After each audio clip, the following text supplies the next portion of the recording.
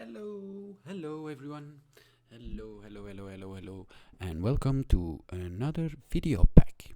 In this week's video, we talk about feelings. How you feel.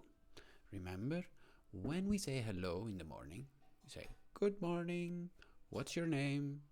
"My name is Rhys." Now, well, then I ask you, "What's your name?"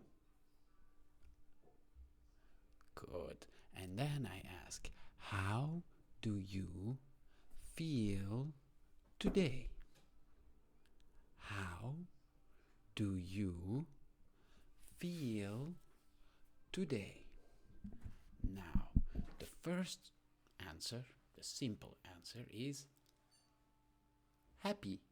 I feel happy. Now, what if you're not happy? If you have this face, you're sad.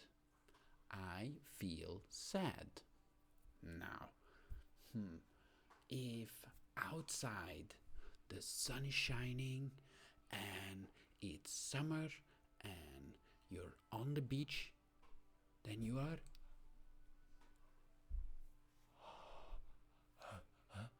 hot. I feel hot. This week, I want you to think about all the emotions and draw pictures of the emotions. Okay?